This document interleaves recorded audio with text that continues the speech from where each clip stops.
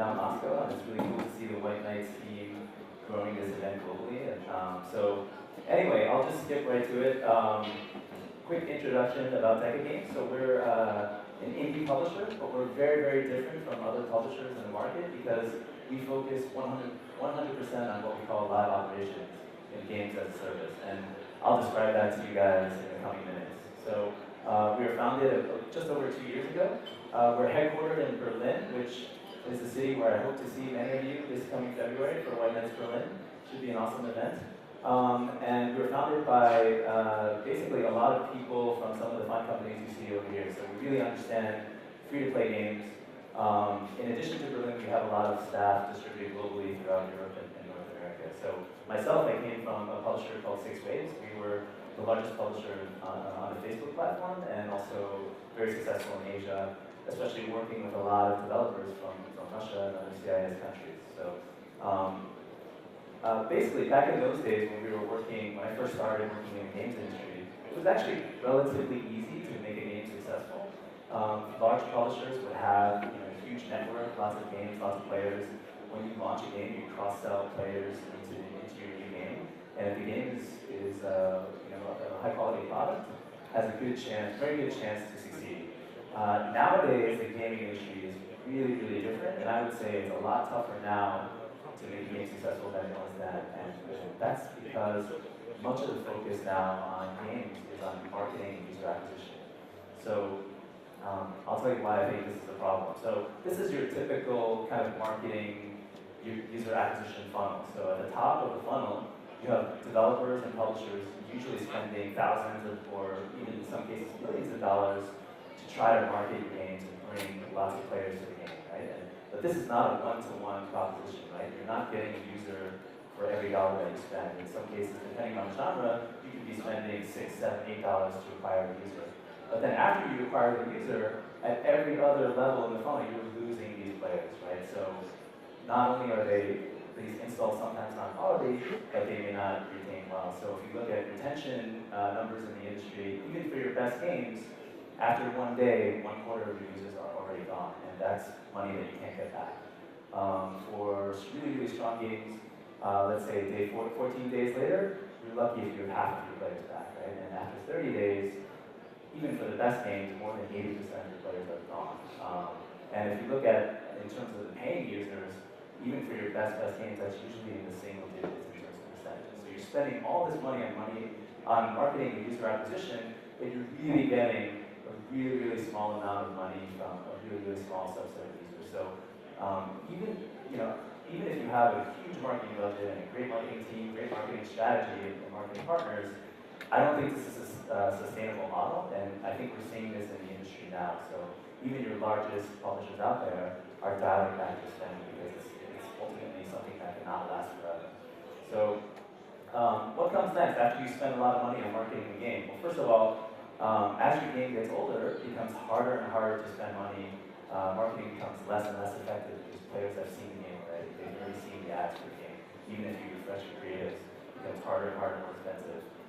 Because you're making less revenues, what you're updating the game with is less profitable as well. And you're going to be trying new things, but after a while, you're making less and less money. Over time, your team is going to start to get frustrated, they're going to get bored, they want to work on new projects, right? Most developers don't want to operate a game for a few years. They would rather work on new and exciting projects. When your developers become less interested, your players are also becoming less interested. They can sense it, they can tell the game, they can see in the updates that the quality is going down, the user base is going down. So what are my options as a game developer? Usually there's kind of 2 routes that you can go. So behind door number 1, you can keep your game live. So you can keep it in maintenance mode, just have it sit there, collect revenue, but you're not really doing anything with the game, right? The second option, you can keep a skeleton team on it, or you can outsource the work to someone else to look after the game. But that's really not much better because those guys don't really know the game. Players can really see the difference in terms of the quality of the updates. It's really not the same. The second door, you can just sunset the game, shut it down. It becomes too expensive to keep the game running, I'm just going to shut it down. Now, I would like to introduce a third option, which is focusing on live operations, right? And usually, when I talk to developers, it's hey, we've come up with a great idea for a game, we're getting ready to launch, and now we're going to look at live operations. And live operations tend to have this perception of being very driven by tactics and KPI.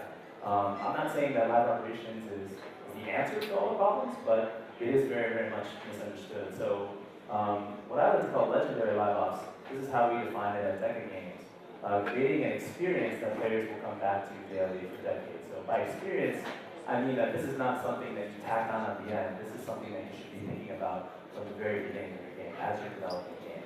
And decades, actually, most people do not know, we're called DECA Games because we believe that we can keep a game running for at least 10 years. So today I'm here to kind of share an example of legendary live operations. It's a game called Realm of the Mad God. This was launched originally in 2010. It was an indie hit. Pretty core game, like permadeath, co-op RPG game.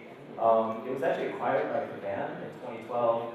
They tried a few things with it, but compared to Kabam's top grossing games, it really wasn't, a high priority, right? So they really, really didn't give it a chance to succeed. And within 2 years, they already had a skeleton team taking care of the game, and it was just kind of sitting there. So we felt that the game had a lot of potential, so we acquired the game a little over 2 years ago. The challenge for us was to figure out how we could use live operations to unlock the potential of that game. So what's the first thing we did other than playing the game as much as possible? We were finding what we call our super fans. Now, who are the super fans in your game? These guys. So the word fan in English is actually short for fanatical, right? So your super fans are guys that are absolutely crazy about your game. These are guys that have been playing your game since day one. They play it every single day. They know the game probably better than most of you as a developer know it. And usually what we find for games is that every game, no matter what size it is, has super fans somewhere, right? So they could be in chat groups, they could be in wikis, in forums, and Reddit. So the first thing that we did once we took over Realm of the Mad God was to actually find our super fans for this game and start learning from them as much as we could about the game. Very, very quickly, we learned that we had a problem. And this is the problem with the game. So when the game first came out, it was good, but it lacked a lot of depth. Kabam added this new feature, which is like this new pet system, so you can upgrade and use pets. Created a lot of more depth to the game and increased the revenues, but also created a big divide between the players, right? So paying users felt the game was too easy because the pets were too powerful. And your non-paying users hated it because it just wasn't fair. It was very much a pay-to-win mentality. So what do we do about this? This is not something that we can just take out or nerf, so we had to figure out some way to manage this. So we talked to our fans, and as we were talking to them, they became really, really excited because they could see that we really understood their needs. And when we actually took the game over, there was so much buzz that they were actually, were able to promote this to the #1 subreddit, and it was promoted on the front page. We took to social media as well to try to build a buzz. And these players were basically really excited because finally, after 6 years, someone's actually finally paying attention to this game that they love, that they've been playing for so long, right? So what did we do in terms of live operations to improve this game and to solve those problems? First thing we did, we actually hired some of the most passionate people and basically made them part of the DECA team because these guys are very, very knowledgeable about the game. So we got them involved in the game at a very, very detailed level. So on the left, they were involved in game balancing. On the right, we involved a lot of players as beta testers as well. So we had a lot of ideas about what we wanted to do to improve the game, and our super fans were able to give us very detailed feedback on the best way to implement these changes. We also invested a lot in tools. So we gave the players a lot of freedom to design their own skins on the left, for example. And also on the right, new dungeons and new content in the game. And this is really key because we're not just a developer that's trying new things. These are people that know the game better than anyone else. They know the types of experiences that their fellow players would really like to try to play through, the types of challenges that they would really respond well to. So, instead of coming at these players as a developer, we're coming at them as their fellow players creating new content from their peer group. Okay, so this is sort of the previous game loop that I just described earlier. And this is kind of what we did afterwards. So everything on the left in the blue is sort of what we added after we took it over. So as you can see, we de-emphasized the pet system, which the players were really not happy about. So we increased the drop rates and optimized the cost, lowered the cost. sauce a little bit to make it feel less like pay to win.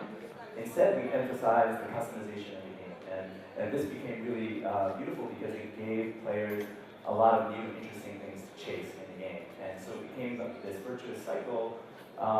And because it was user-generated content, we did not have to actually invest a ton in new development for the game because players were actually doing this as well. And compared to them operating the game in the US, we're operating it much more profitably from Europe.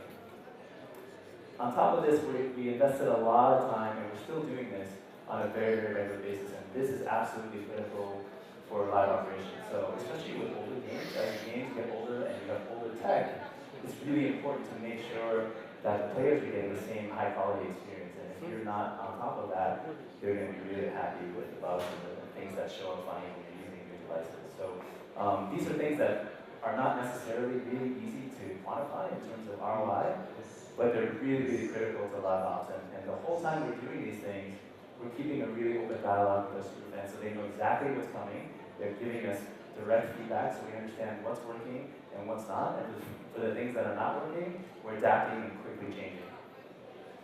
So, how did we do?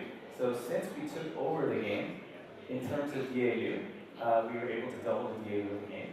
In terms of DAC, which is basically what we call daily active customers, these are basically essentially your paying players, we were able to triple that. This is sort of the revenue trend of the game. So the game is now 8.5 years old, and we're on pace to now have a record year with the game in terms of revenues.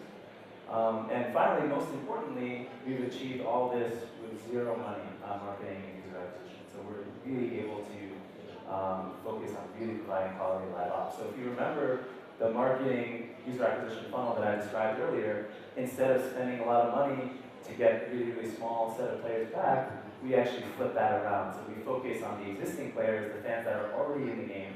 We're understanding what they're looking for, getting them engaged. They're actually bringing their friends back to the game. That's how we're able to grow the DAU of the game and build sort of long-term loyalty, trust with our fan base. So for you guys that are developers in the audience, I would encourage you to ask yourself, where are the super fans for my game?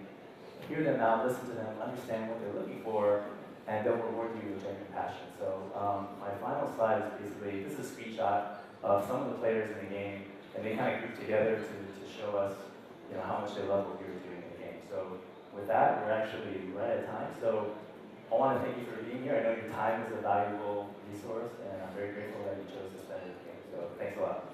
Thank you very much. Thank you.